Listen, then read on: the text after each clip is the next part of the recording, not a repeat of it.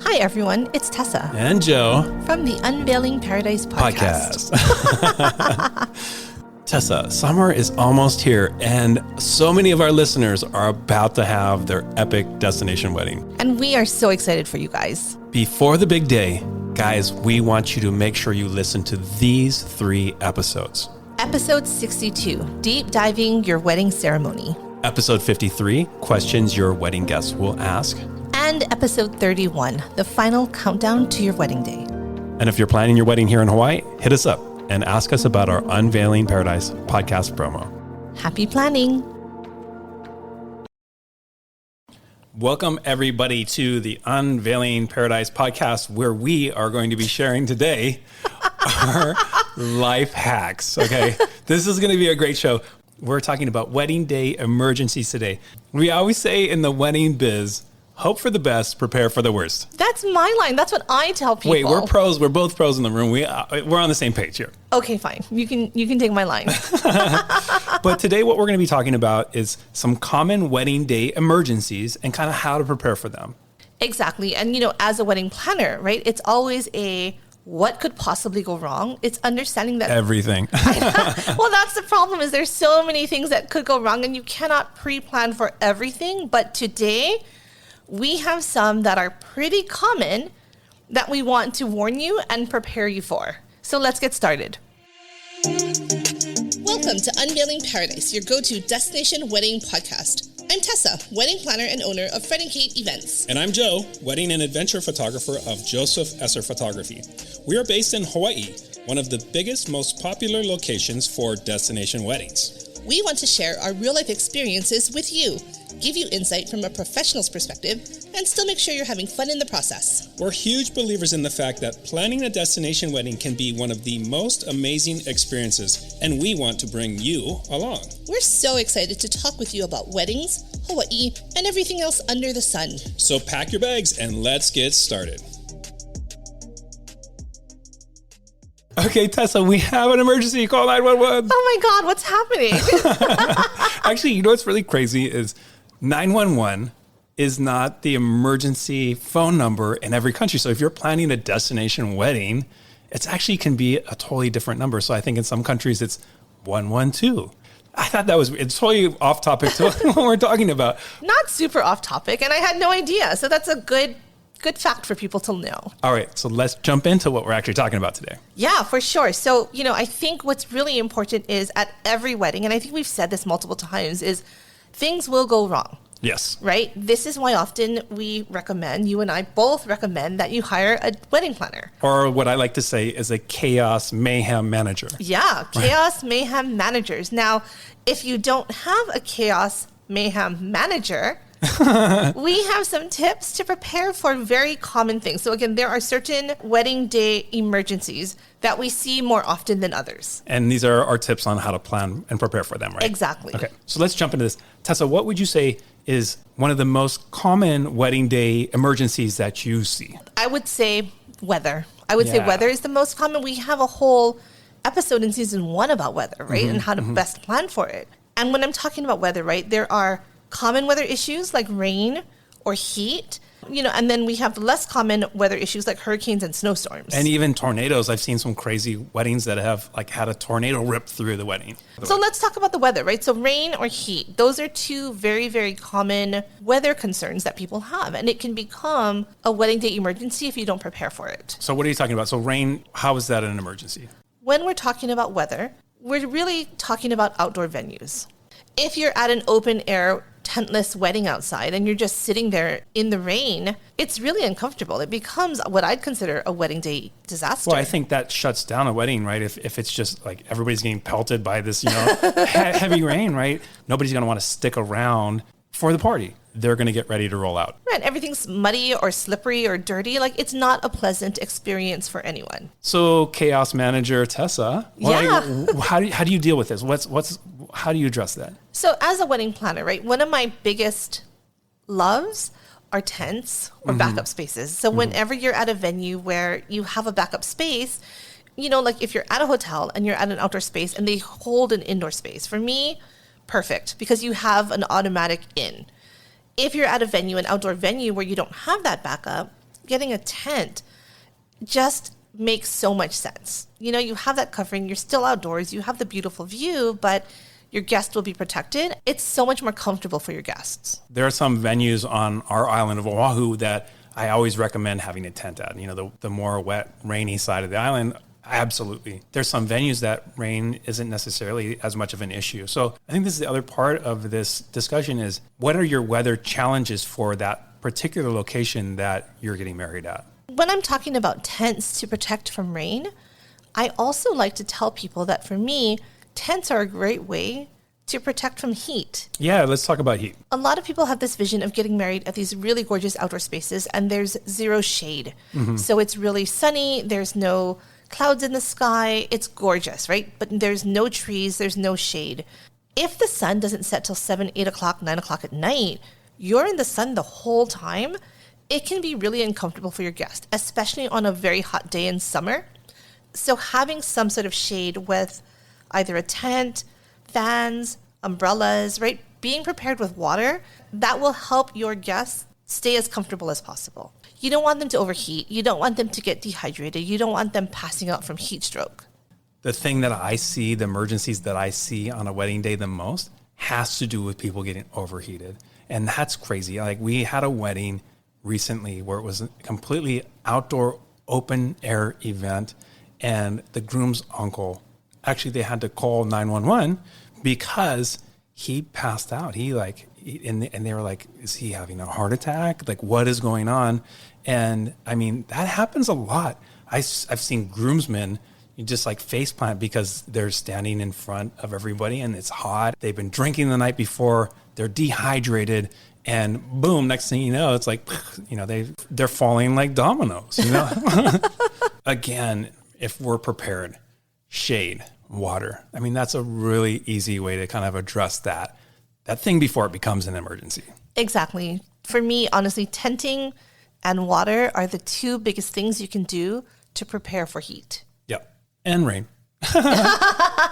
Well, with the rain, you have the water, so you only need tents. Okay, so you mentioned also some more or less common weather issues. Hurricanes, snowstorms, tropical storms, like these things can happen. They're definitely not as common as the rain or the heat at your wedding, but I want to briefly kind of talk about it. What do we as wedding planners do to prepare for this?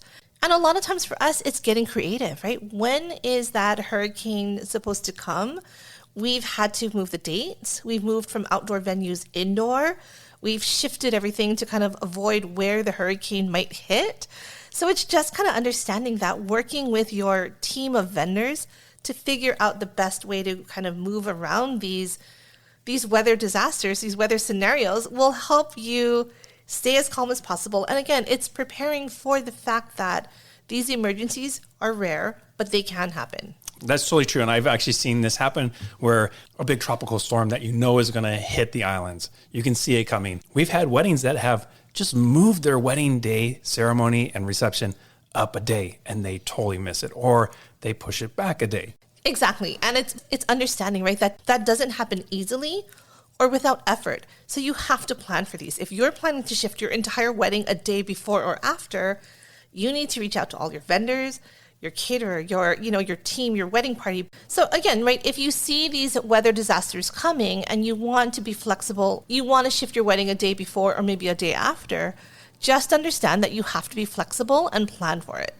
All right, let's turn next to, what if someone gets sick or is injured before or actually on the wedding day? How do you address that? And I think coming off of the last 2 years of a global pandemic, right, we've had to figure out how to deal with when our guest counts drop significantly from someone being too ill to actually attend the wedding. How do we manage no-shows or guest count drops?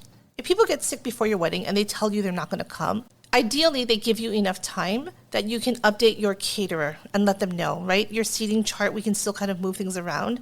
There are certain cutoff dates. Every caterer, every venue is different, where if you tell them within a week or less than that, you may not be able to adjust your final count and you're still going to be paying for that. But at least you know. We've done weddings at certain hotels where we've had people drop. The final count was set. And so certain guests got 2 pieces of prime rib or 2 lobsters. Like, it's not the end of the world, but just knowing in advance so you can kind of prepare for that is always really helpful. Well, what if someone gets sick at your wedding? So that's different. If someone gets sick at your wedding, and this is kind of a tricky one because I think a lot of times people are really worried, and it really kind of, you want them to be okay and you're worried about them. I just did a wedding where in the middle of the ceremony, the mom walked out and started to throw up. And so it was one of those things where the bride didn't need to know at this point. So and they're often really embarrassed. I think she just got anxious and threw up. She walked right back in and was fine. It's always important, I think, to have someone designated to check on those people. If something like this happens, how do you prepare? Make sure they're okay, check in with them, but as much as possible, try not to have it become the whole topic of the day, right? Because a lot of times they're embarrassed. They don't want it to be taken away from the couple's wedding day. If you have a wedding planner, if you are at a hotel that has, a catering manager or someone in charge, or if you have someone designated, or you should have someone designated as a point of contact, that person can be checking and updating everybody on this other person. I see that a lot, though, like wedding coordinators, something happens and they'll jump in to assist and to sort of deflect, what's happening to make sure that that person who needs help is getting help. I actually carry a super fancy emergency kit in my car. For on wedding days, I totally do. I do, right? I know. We make fun of your first aid kit. Listen, I've used that thing more times than you would know. And we had a wedding where someone actually had a heat stroke. Guess what I had in my emergency kit? I had a cold compress, and that was like money. Everyone's like, "Oh, you're a hero." You saved his life. Saving lives and taking great photos. That should be your new tagline. But people, there's a lot of little minor things that happen too. Like people might step on a broken glass on the dance floor or something like that. And it's like, you're working with a coordinator, working with an awesome photographer. Usually they'll have like a pretty serious first aid kit that, you would be able to use. Exactly. And it's so helpful to have. So this is not actually an illness or injury, but I think it still kind of falls under maybe a bit of a sickness. I want to talk about people that are too drunk. I think that's actually something that can be very serious, and I can share a story about that. But, going to that, how do you deal with someone who's too drunk on a wedding day? Well, there's a couple things, right? What I would consider a wedding day emergency is people that are drunk. And sometimes the hard thing at weddings is it's multiple people that are too drunk, right? So you're not just managing one person, you're managing multiples. And I think we've all seen this. When you start drinking too much, there are many different personalities that come out. So we're trying to manage, we being, again, if you have a wedding planner, is it that person? Is it the bartender? Is it your point of contact, the person that's in charge of helping you through the day? You have some people that get a little belligerent, some people that are going to truly get sick and sloppy. Like, it's trying to manage many, many different scenarios at the same time. Tessa, I told you this story, and this happened a couple months ago, but it was kind of a crazy wedding where the guests started drinking and taking shots way too early. And there was one girl who you could see before the reception had even started, she was gone. She was fully inebriated, right? She was like stumbling and needing help just to stand up.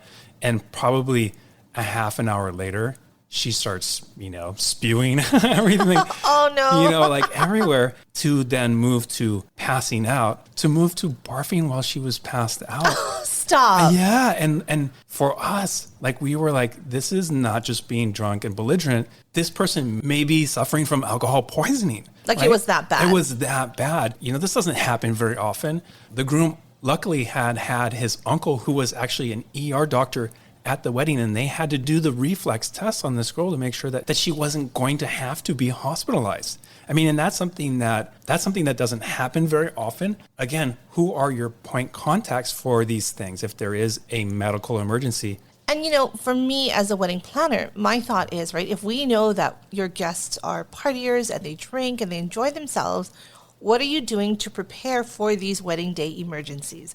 So bringing it back to what we were saying, it's, if you know guests are drinkers, number one, I do not let people drive. You have to either catch a shuttle, catch an Uber, but if you know your people are going to be drinking and drunk, no one should be driving. Sure. Safety first. Number two, when people get really, really drunk, you can't catch an Uber. Right. So it's also understanding, like, what is your plan? If you know that you are a barfer and you can't get into an Uber, what is our plan?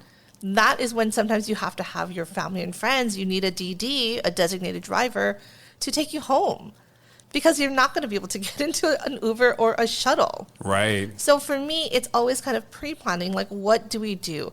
I like to have bottled water at the end for them. I honestly like to have trash bags in case people are barfing. This is such a gross conversation, but it happens a lot. It actually happens a lot where people get way too drunk and then get way too gross. I have this conversation with almost every single one of my couples. Like, are you guys drinkers? Are your friends and family drinkers? Like, what are we doing to prepare for this? Do we have food at the end of the night to absorb? Do we have anything they can eat to absorb some of this alcohol before they leave?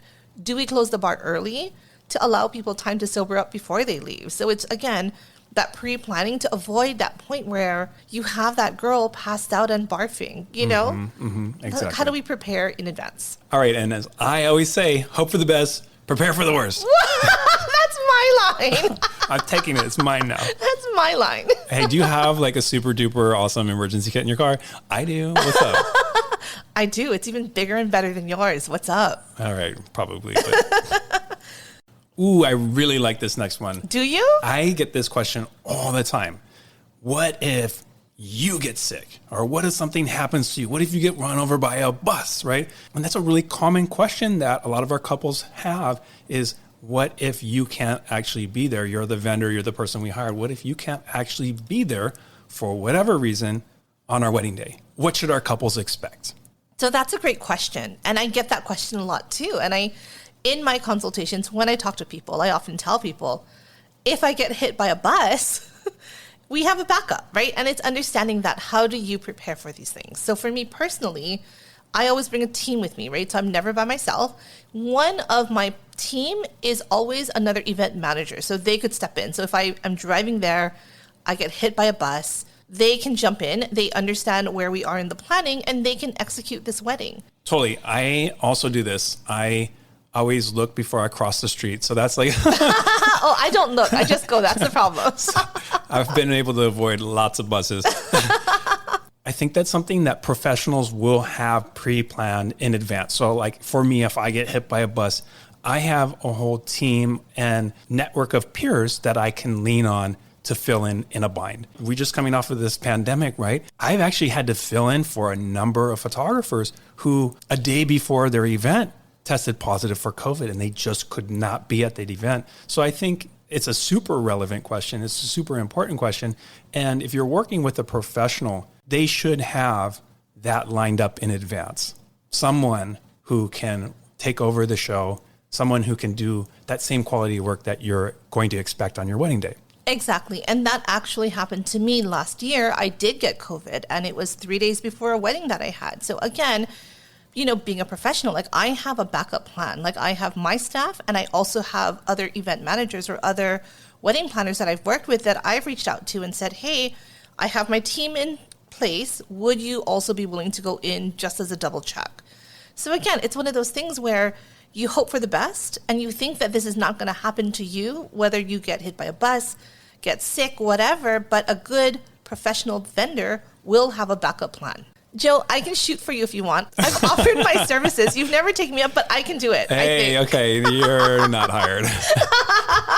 You can talk to my clients. So I'm happy with that. I'll talk to them I'll entertain them. Let's talk about that. So professional vendors like yourself and myself, we have this actually ironed out in our contracts too. So if this is a big concern of yours, what does that professional actually say they will do? So in my contract, I say I will find someone. If I am unable to shoot this event, I will find someone. I will be the person who is responsible for finding someone who has that same talent, same likeness to what I do to be able to be there on your wedding day. Not the client, not the coordinator. And I've actually seen other contracts, other photography contracts, where they say that if they cannot come, they will cancel the contract and refund you, but it is your responsibility to find someone. So again, it's in their contract. It's very clear. I think it's important for you as the client to just understand what to expect. If they don't show up or if they are ill, what will happen? They will not find someone for you. That is your job but they are going to refund you. The main thing is that you walk into that understanding what to expect. You know, again, like you, where you will help find a replacement or another photographer that won't, whatever it is, know what to expect when you're going into your contracts, when you're going into your wedding day. What should you expect from your vendors? Okay, this is probably the biggest one on this list for me. Ready? Is it? Wedding day emergency, how to plan for it. What if, you ready? I'm nervous. Yeah, you're really building it up. What if somebody spills on, stains, or rips the wedding dress? Oh my God, that's so stressful. It's an emergency, right? What happens? It is an emergency. So there's a couple of things to do. So first of all, it's so stressful. And I know this, to me, like this is a big emergency. First thing is, where is the stain? Right? If it's kind of in a corner or somewhere out of the way and it's not as urgent, a lot of times it's easy to just kind of hide it. Yeah. If it's on the front, so I've seen this happen before. Brides have red bouquets. The red can stain, or a lot of times people like those stained orchids, those purple ones or the blue ones. They stain, they're dyed. Like this is what makes them those vibrant colors, is they're dyed. So if, for example, if the groom is wearing a boutonniere and he hugs the bride, it can stain her dress. Sure, yeah. Right? Or if she's holding her bouquet against her chest, it can stain the dress. So it's happened. Or, you know, I did a cake cutting and their colors were blue and bright orange for some team, maybe a basketball team. I don't know. Anyway, she got the orange frosting on her dress. Oh, wow. Yeah. Have you ever seen anybody accidentally spill red wine on a bride's white wedding dress? Thankfully, no. But I think that happens, right? I think if I had a wedding again, I would say no red wine.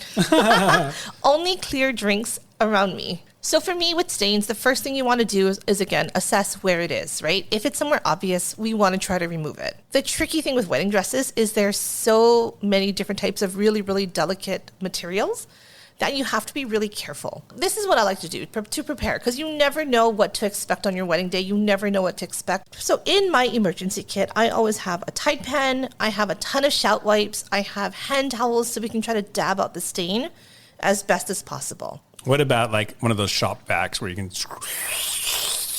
I mean, that's the dream. If we can do it, I think that would be awesome.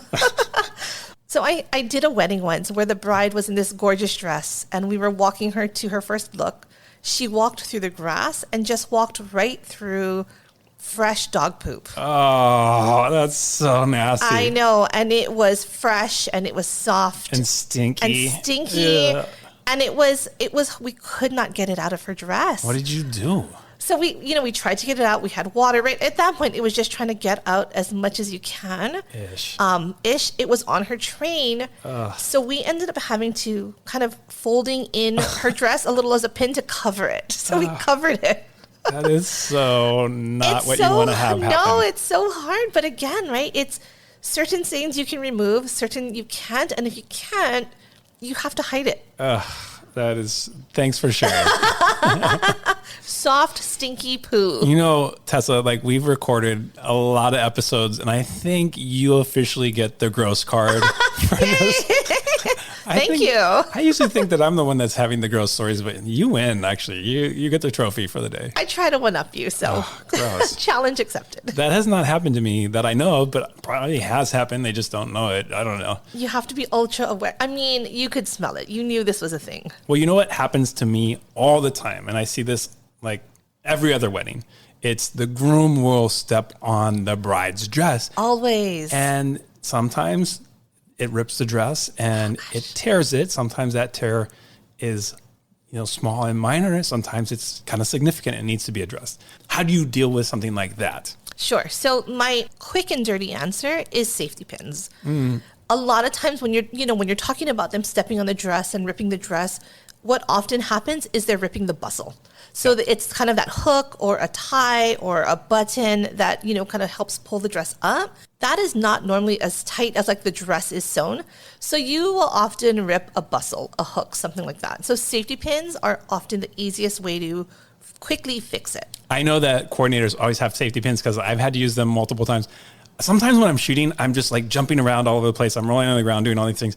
I've ripped my crotch out on my pants more than once. And I've makes me laugh. I've had to safety pin my pants together because, like you're moving, you're doing all these things and you're like, oh no. But have you rolled in dog poop? I have not. But But I do know from a specific wedding not to wear bright purple boxers when you're shooting a wedding. So you're learning. Yeah, I'm learning. But safety pins, I think, can fix everything. So I often have a tin of safety pins. I have multiple sizes of safety pins, right? Because depending, if you're fixing like a thin strap, you want a smaller one. Right. If you're just trying to fix a bustle, sometimes the bigger ones are easier to just pin on a dress. So it's, again, just depending on what you're trying to fix, I think safety pins, more than actually sitting there with a sewing kit to try to sew it, Sure. makes a lot more sense. Perfect. I love it. Last one, maybe not super big emergency, but I think it's something that I want to talk about is uninvited guests. What if somebody you did invite, a wedding crasher, crashes your wedding? How do you deal with that? Or on the flip side, what about that plus one that didn't RSVP and now you have extra people that are at your wedding and you hadn't planned for it? So Tessa, does this happen a lot? Do you see people crashing weddings these days? Or, are you dealing with like uninvited guests or the plus ones or the people who didn't RSVP? So this is the funny thing is it's, when you say wedding crasher, you're thinking someone that was like a complete random stranger just busting into your wedding. Yeah. And I don't see that happen too often. What I do see, again, it's that, oh, was I not supposed to bring my husband? Or, oh, shoot, I have my kid and I couldn't find a sitter, so I brought them. So you have these uninvited guests in that way where you know who they are, or they may have not RSVP'd and they showed up. So that's where things get a little tricky. So what I try to do, again, to prepare for this emergency is talk about it. Talk about it with your venue, talk about it with your caterer. Like, what do you want to do? Do you want your wedding planner? Do you want your point of contact to turn people away? Or do you want to figure out, fine, let's find a seat for them? Either way is fine, but I think having that plan in advance, figuring out what you want to do is going to make it a lot smoother on the wedding day, and then they're not bothering you. I actually do see a lot of wedding crashers. Do you? Yeah, I see them, not at like outdoor venues where it's like super private, nobody's being able to access those places, but at hotels where you have like random hotel guests who are like, hey, what's going on in that ballroom? And they're like, they'll pop in and they'll try to like, get a drink from the bar or whatever. That happens, I think, more often than not. Usually, and again, I think it's like your coordinator is like that frontline defense against wedding crashers. They stop them at the door before they can even get in. But occasionally I've seen them like get up to the bar and like sneak a drink or two. I've seen it a couple times, but not often. I kind of love it, but I guess only when it's like a celebrity that's doing it. And, Yeah, those are super fun. Now, question, have you crashed a wedding before? No, I don't think I have. You haven't? Bucket list. I got to do it. it's fun. You have? Wait, I totally have. Oh my gosh. What kind of professional On vacation. I know. My gosh. It was so fun though. Did you get kicked out? No. Oh, they were like, yay. They had no idea. It was so fun.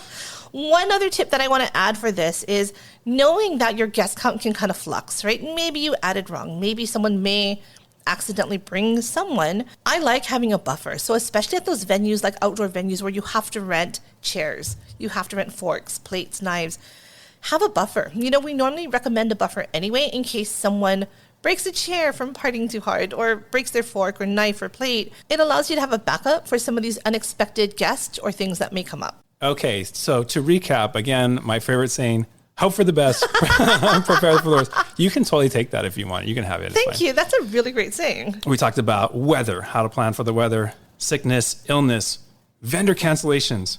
What if your wedding dress explodes? And finally, how to deal with uninvited guests. So hopefully this is helpful information. I know that these are worst case scenarios. A lot of our weddings, there's little hiccups, nothing nothing really happening to some sort of emergency level. But we want you guys to be prepared so that if in case something does come up, you are ready to roll and you have a plan for it.